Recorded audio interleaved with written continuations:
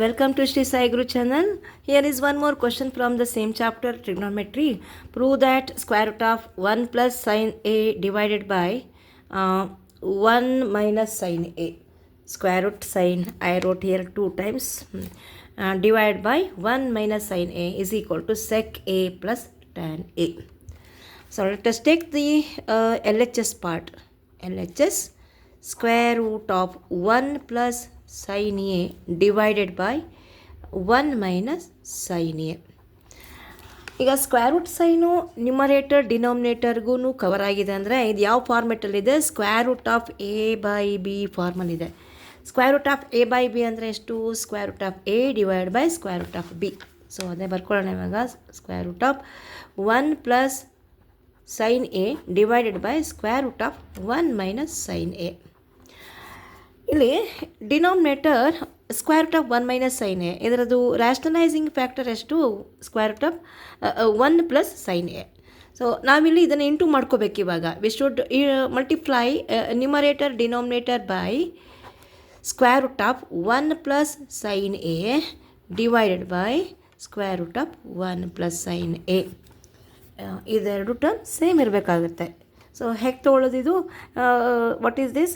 1 minus sine A, it's R F is 1 plus sine A. ಎರಡೂ ಕಡೆ numerator ಡಿನಾಮಿನೇಟರನ್ನು ಒಂದೇ ಟರ್ಮಿಂದ ಇಂಟು ಮಾಡ್ಕೋತೀರ. ಈಗ square root of 1 plus sine A into 1 plus sine A, ಇದು 2 ಟೈಮ್ಸ್ ಬಂದಿದೆ ಅಲ್ವಾ? ಇದ್ರ ಪ್ರಾಡಕ್ಟ್ ಏನಾಯ್ತು ಈಗ?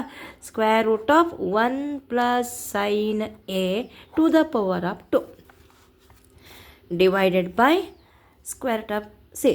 Again the same identity, A minus B and A plus B identity. ಈ ಐಡೆಂಟಿಟಿ ತುಂಬ ಕಡೆ ನಾವು ಯೂಸ್ ಮಾಡ್ತೀವಿ. A plus B into A minus B is equal to A square minus B square. So ಇದು product ಈ ಫಾರ್ಮಲ್ಲಿ ಬರುತ್ತೆ. ಈಗ ಅದೇ ಫಾರ್ಮೆಟಲ್ಲಿ ಬರ್ಕೊಳ್ಳೋಣ. Under the square root 1 minus sine A into 1 plus sine A ಅಂದರೆ A minus B into A plus B is 1 square. 1 square means 1 only. Sine A into sine A, sine square A. Next ಇಲ್ಲ ಏನಾಗುತ್ತೆ? The square root of 1 plus sine A to the power of 2. ಇಲ್ಲಿ ಏನಾಯ್ತು ಇವಾಗ?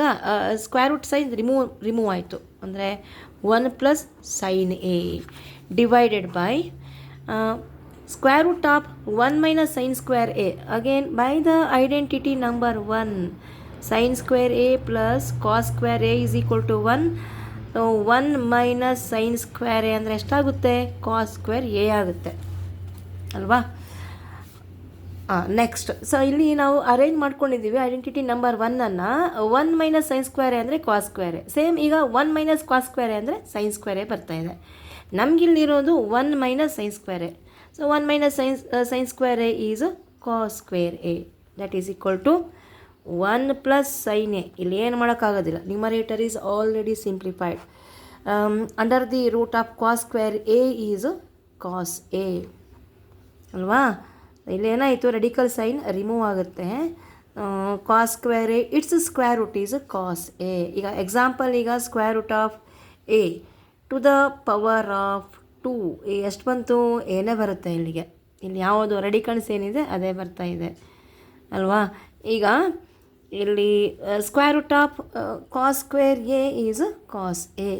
So ಇದನ್ನು split ಮಾಡಿ ಬರೆದಾಗ 1 by cos A plus sine A by cos A. Denominator same ಇದೆ ಎರಡಕ್ಕೂ, ನಿಮ್ಮ ಟರ್ಮಿಗೂ ಡಿನಾಮಿನೇಟರ್ ಸೇಮ್ ಇದೆ. ಸೊ ಸ್ಪ್ಲಿಟ್ ಮಾಡಿದಾಗ ಏನು ಬಂತು? 1 by cos A. 1 by cos A ಅಂದರೆ sec A plus sin a by cos a is tan a, which is equal to RHS. So proved. It is proved. Okay, I hope you understand this problem. Now do practice at home. Please do share, comment and subscribe Shri Sai Guru channel. Thank you.